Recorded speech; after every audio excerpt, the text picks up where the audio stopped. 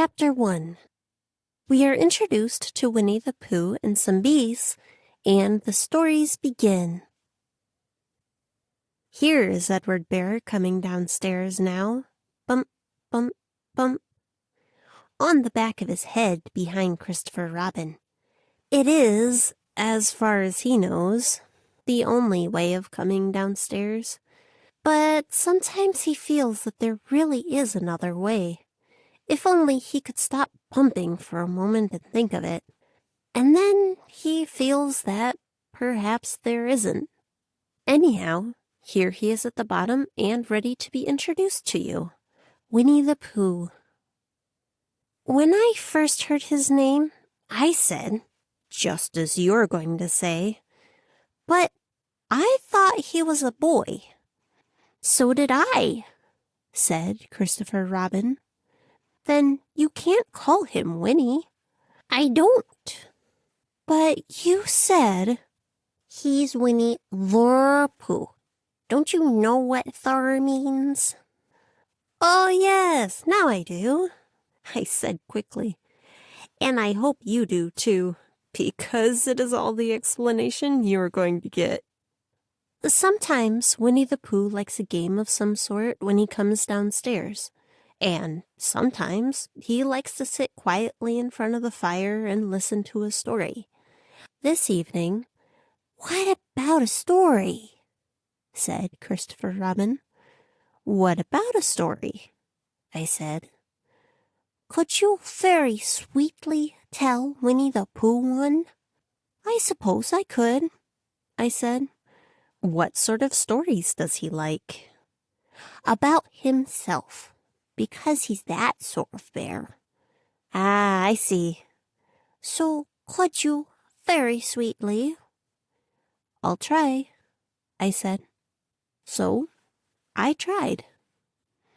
What does under the name mean? Asked Christopher Robin.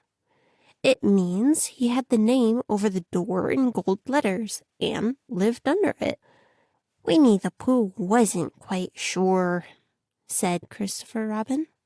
Now I am, said a growly voice. Then I will go on, said I. One day, when he was out walking, he came to an open place in the middle of the forest, and in the middle of this place was a large oak tree, and from the top of that tree there came a loud buzzing noise. Winnie the Pooh sat down at the foot of that tree, put his head between his paws, and began to think. First of all, he said to himself, that buzzing noise means something.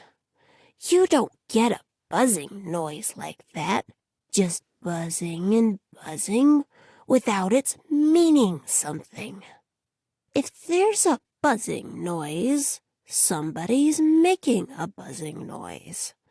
And the only reason for making a buzzing noise that I know of is because you're a bee. Then he thought another long time and said, and the only reason for being a bee that I know of is making honey. And then he got up and said, and the only reason for making honey is so as I can eat it. So he began to climb the tree. He climbed and he climbed and he climbed. And as he climbed, he sang a little song to himself. It went like this. Isn't it funny how a bear likes honey? Buzz, buzz, buzz. I wonder why he does. Then he climbed a little further, and a little further, and then just a little further. By that time, he had thought of another song.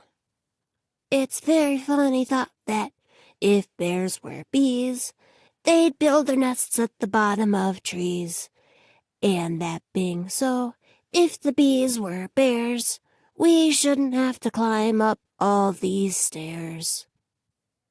He was getting rather tired by this time, so that's why